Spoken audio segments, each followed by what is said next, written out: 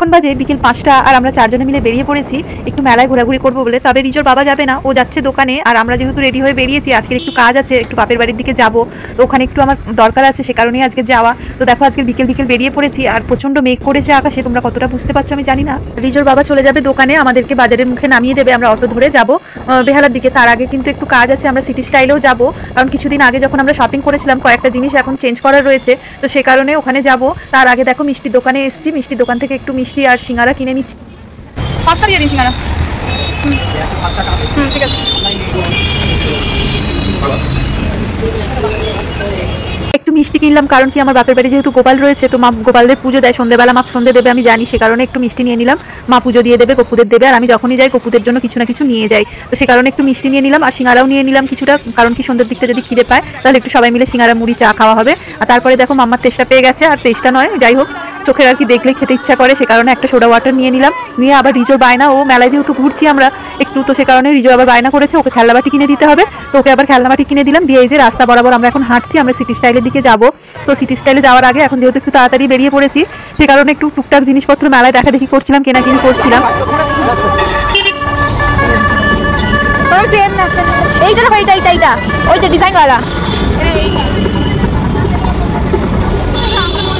খুব ভালো লাগবে, কেন ভালো লাগবে। তারপর এখানে দেখো কি সুন্দর সুন্দর সব সফট প্রাইস বিক্রি হচ্ছিল, আমার তো দেখে কিনতে ইচ্ছা করছিল, খুব একটা দামও ছিল না, 100 টাকা করে মাত্র পাওয়া যাচ্ছিল। আর এত কিউট এগুলো, মানে হচ্ছিল সবকটাই নিয়ে নিত। তো রিজো এই আউলটা পছন্দ করেছে।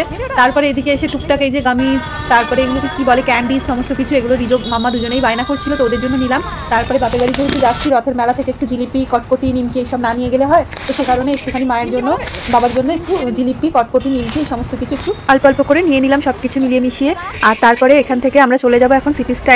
বেশ অনেকগুলো জিনিসই চেঞ্জ করা রয়েছে, সেগুলো আবার দেখাদেখি করতে কিনতে ওখানে অনেকটা সময় চলে যাবে, তো সে কারণে দেখো আমরা একটু অটোয় উঠে পড়েছি, কারণ রাস্তা অনেকটাই আমরা হেঁটে মেলার এদিকে চলে এসেছিলাম, ওদিকে যেতে আবার অনেকটা টাইম লাগতো, আর রিজোকে নিয়ে এই ভিড় রাস্তার মধ্যে যাওয়াটাও সম্ভব ছিল না, সে কারণে দেখো আমরা অটো ধরে আবার সিটি স্টাইলের সামনে নেমেছি। তো চলে এসেছি, সেখান থেকে আবার ব্যাগটা জমা দিয়ে টোকেন নিয়ে নিলাম, কারণ কি যে সমস্ত কিছু কেনাকাটা করেছিলাম ব্যাগের মধ্যে ওগুলো তো নিয়ে আর ভেতরে ঢুকতে দেবে না, সেই জন্য ওখানে জমা দিয়ে টোকেন নিয়ে এখন ভেতরে চলে এসেছি। আর রিজো বায়না করছে এটা কিনে দাও ওটা কিনে দাও, মাম্মা দেখাচ্ছে এটা দাও ওটা দাও। তো যাই হোক এই দেখা দেখি করছিলাম, আর মলে আসলে তো এটাই হয়, বিভিন্ন ধরনের জিনিস দেখলেই মনে হয় যেন এটা নিই ওটা নিই সেটা নিই, যা হয় আর কি। তো কেনাকাটা করতে আমাদের মতো তোমরা কারা কারা ভালোবাসো বন্ধুরা, আমাকে কিন্তু কমেন্টসে জানিও, আশা করি সবাই ভালোবাসে, কেউ বলবে না যে কেনাকাটা করতে ভালোবাসি না। তবে আমরা একটু অতিরিক্তই মানে পছন্দ করি কেনাকাটা করতে, দুদিন ছাড়াই বলতে গেলে এটা ওটা সেটা টুকিটাকি লেগেই থাকে আমাদের কেনাকাটা।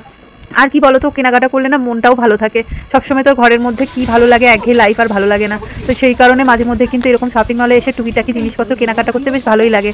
আর মাঝে মাঝে যখন খুব একঘেয়ে লাগে তখন রিজোর বাবা বলে তুমি রিজো মাম্মাকে নিয়ে বেরিয়ে যাও, বাইরে গিয়ে যা ইচ্ছা তোমার ঘোরা খাওয়া যা মনে হয় ভালো লাগে তুমি তাই করে আসো। তো সত্যি কথা বলতে আমার একা একা বেরোতে ভালো লাগে না খুব একটা। তো যাই হোক এখন যেহেতু মাম্মা বড় হয়ে গেছে, ওর সাথে একা বেরোলে এখন একা লাগে না, ও তো আমার পুরো বন্ধুর মতোই, সবসময় সব কিছুতে ও কোনটা ভালো লাগছে আমাকে কোনটা ভালো লাগছে ওর বলা, বা ওর আমাকে বলা যে মা তুমি এটা না তোমাকে এটা ভালো লাগবে বা ওটা, এই দুজনে পুরো বন্ধুর মতো লাগে, আমরা দুজনেই বেরোই একসাথে, যখন থাকি মনেই হয় না যে আমি একা।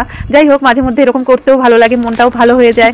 আর আমার বাড়িতে না বেড কভারের খুব দরকার ছিল, সে কারণে এখানে আমি মেন বেড কভার নেবো বলেই আজকে ঢুকেছিলাম। তো বেশ কয়েকটা বেড কভার দেখছিলাম, এখানে বেড কভারগুলো ভালো, আগের বছর পুজোর সময় আমি এখান থেকে বেড কভার নিয়ে গেছিলাম, সেগুলো এখনো চলছে। তো এখান থেকে ভাবলাম এই একটার সাথে একটা ফ্রি থাকে, ফ্রি না জাস্ট কম্বো এগুলো, তো এই কম্বোগুলো বেশ ভালোই, মোটামুটি 900-1000-এর মধ্যে থাকে, আর কোয়ালিটিও বেশ ভালোই হয়, সে কারণে এখান থেকে এই কম্বো বেড কভারগুলো নিয়ে নিয়েছি। তো এই সমস্ত কিছু কেনাকাটা করতে অনেকটাই সন্ধে হয়ে গেছে, প্রায় 6:30টার মতো বাজে। এবার এখান থেকে বেরিয়ে আবার আমি যাবো বাপের বাড়ি বেহালার দিকে। তারপরে বিল করতে এসে এদিকে আবার নজর গেল ফেস ওয়াশের দিকে, তো বিভিন্ন ধরনের ফেস ওয়াশ ছিল সেগুলো একটু দেখা দেখি করছিলাম। তবে আমি এই কোম্পানি যেহেতু ইউজ করি না সে কারণে এই প্রোডাক্টটা নিলাম না আর কি, তবে দেখছিলাম দেখতে ক্ষতি কি আছে দেখা দেখি করছিলাম। ওখানে বিলের কাউন্টারে লাইন পড়েছিল, সেজন্য এখানে বিভিন্ন ধরনের ফেস ওয়াশগুলো একটু দেখছিলাম। তারপরে ওখান থেকে বিল টিল করে নিয়ে এই যে বেরিয়ে পড়েছি আমরা, কারণ কি এখন আমরা অটো ধরবো, অটো ধরে আবার বেহালার দিকে যাবো। তবে এখান থেকে টোকেনটা জমা দিয়ে ব্যাগটা নিয়ে নিলাম, নিয়ে তারপরে এই যে দেখো অটো ধরে নিয়েছি, তো অটো ধরে এখন যাচ্ছি আমরা বেহালার দিকে। তারপরে নেমে দেখো রিক্সাও ধরে নিয়েছি, তো রিক্সা করে 5-7 মিনিট মতো লাগে আমার বাপের বাড়ি পৌঁছতে। তো দেখো বলতে বলতে আমি চলেও এসেছি আর এসে বসে আছি, আর খিদেও পেয়ে গেছে সন্ধ্যের টাইমটা, সে কারণে বাবা আবার জিলিপি সিঙ্গারা আর রিজোকে বিস্কুট দিয়েছিল, ও বিস্কুটগুলো প্লেটে রেখে দিয়েছে, মাম্মা খাচ্ছিল, তো আমি বললাম আমি একটা সিঙ্গারাই খাবো, জিলিপি খাবো না। তো সে কারণে একটু খেয়ে দিয়ে আবার ওখান থেকে বেরিয়ে এলাম। আর বাড়িতে না মা ছিল না, মা একটু মন্দিরে গিয়েছিল, মা গীতা পাঠ ভাগবত পাঠ এগুলো হয় মন্দিরে, আমাদের এখানে হরি মন্দির আছে সেখানে, তো মা সেখানেই এসেছিল। আমি গিয়ে দেখছি মা নেই বাড়িতে। বাবা বললো তোর মা মন্দিরে গেছে। তো সেই কারণে আমিও চলে এসেছি, আমার এখানেই দরকার ছিল, যে কারণে আমার বাপের বাড়ি আসা। তো সেই জন্য ওখান থেকে আর বেশিক্ষণ না বসে সিঙ্গারাটা খেয়ে বেরিয়ে পড়েছিলাম। এই চলে এসেছি একটা জুয়েলারি শপে। এটা আমার একটা কাকুর সোনার দোকান। তো আমরা ছোটো থেকে আমার মায়ের সাথে বাবার সাথে এই সোনার দোকানে এসে এসে ছোট্ট থেকে আমার মা এখানে গয়না বানাতো। তো এই দেখো, এই আংটিটা আমি রিজোর বাবার জন্য বানাতে দিয়েছিলাম। তো এরকম টাইপের রিং আংটিও পরতে ভীষণ পছন্দ করে। তো ওর জন্য আমি এইটা গিফট ওর জন্য আমি করেছি। তবে ও এটা সম্বন্ধে কিছুই জানে না। আর 1 মাস পরে রিজোর বাবার বার্থডে। তোর বার্থডে গিফট হিসেবে আমি এটা নিজের পয়সা জমিয়ে আর কি, নিজের টাকা জমিয়ে ওকে এইটা গিফট করছি। তো আমার যতটুকুনি সামর্থ্য সেই হিসেবে ওকে এটা বানিয়ে দেওয়ার চেষ্টা করেছি। তো আমাদের 15 বছরের জীবনে আমি কোনোদিন ওকে সোনার কোনো জিনিস গিফট করিনি। এই প্রথমবার ওকে আমি এই সোনার জিনিসটা গিফট করব। আর সোনার যা দিন দিন দাম বেড়ে যাচ্ছে, তো আমার নিজের টাকা জমিয়ে ওকে যে এই জিনিসটা আমি বানিয়ে দিতে পেরেছি, এটাই আমার কাছে অনেক খুশির ব্যাপার। তো যাই হোক বন্ধুরা, তোমাদের কেমন লাগলো আমাকে কিন্তু অবশ্যই কমেন্টসে জানিও। তো আজকের মতো টাটা, গুড নাইট।